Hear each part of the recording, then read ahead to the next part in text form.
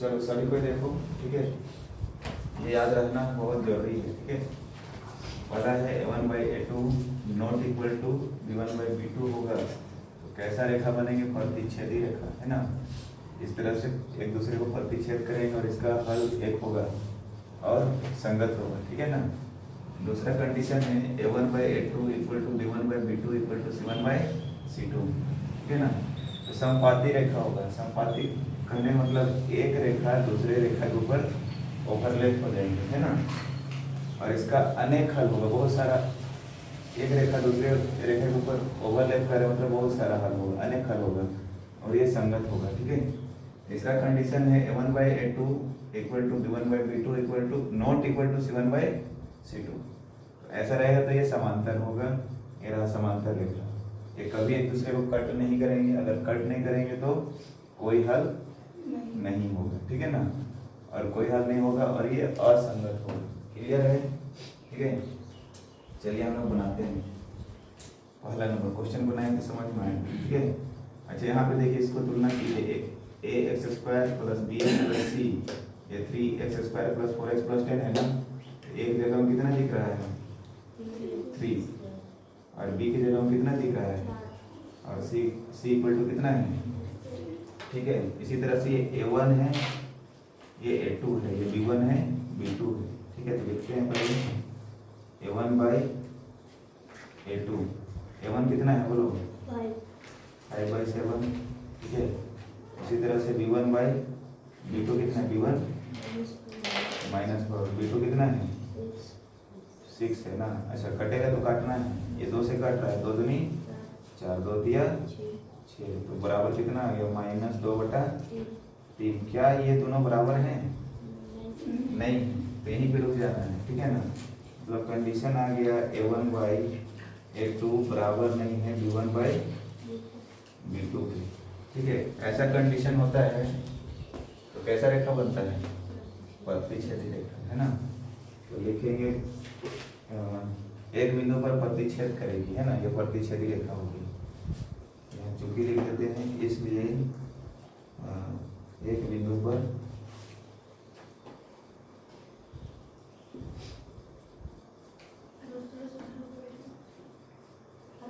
प्रतिच्छेद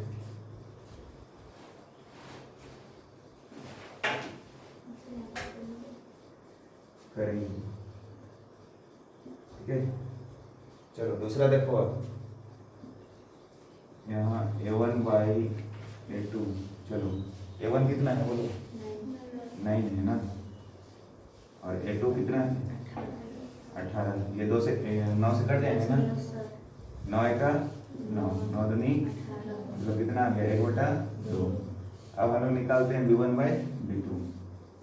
तो b1/b2, b1 कितना है बोलो? 3। और b2 कितना है? ये कट जाएगा 3 से, 3 1 3, 3 दूनी 6, मतलब कितना आ गया? 1/2। अभी तक बराबर आया है, मतलब आगे बढ़ेंगे। अगर बराबर नहीं है तो यहीं रुक जाते हैं, ठीक है ना। यहाँ पे ध्यान दो। चलो तो यहाँ पे आगे बढ़ते हैं, c1/c2 निकालते हैं। c1 कितना है देखो? 12 है। और c2 कितना है? अच्छा ये 12 से डायरेक्ट कटेगा ना, ठीक है। चलिए काट देते हैं। 12 का 12 दूनी 24, 1/2। तो देखो 1/2, 1/2, 1/2, तीनों बराबर है, मतलब कुछ इस तरह का कंडीशन हो रहा है। a1/a2 equal to b1/b2 equal to c1/c2। तो कौन सा कंडीशन आ रहे हैं? ये वाला, है ना, ठीक है। ऐसा कंडीशन होगा तो कैसा रेखा बनेगा? समपाती रेखा बनेगा, मतलब एक लाइन दूसरे लाइन पे ओवरलैप कर जाएगी, ठीक है। यहाँ चूंकि इसलिए समपाती रेखा होगा, समपाती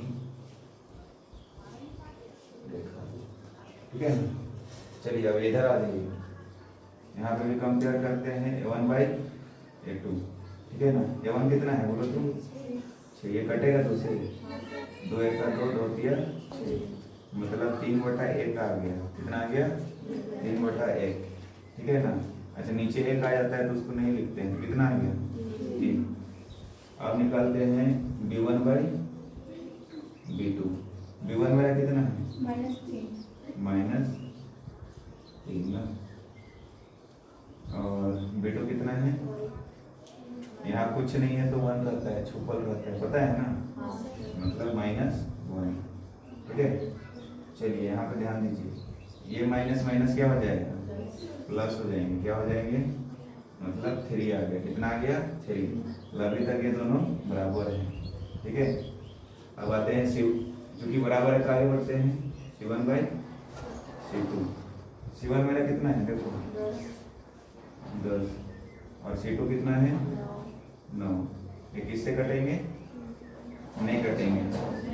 ठीक है, तो यहाँ पे देख रहे हैं यहाँ तक तो बराबर आया है, तो मतलब कि ये बराबर नहीं आ रहा है, मतलब कुछ ऐसा कंडीशन हो रहा है। A1/A2 equal to B1/B2 not equal to C1/C2। ठीक है, ऐसा कंडीशन काम ये थर्ड हो। ठीक है, अगर ऐसा हो तो कैसा रेखा बनेगा? समांतर रेखा बनेगा। ठीक है ना, और समांतर रेखा होगा तो कोई हल नहीं, तो चूंकि ये इसलिए समांतर रेखा होंगे।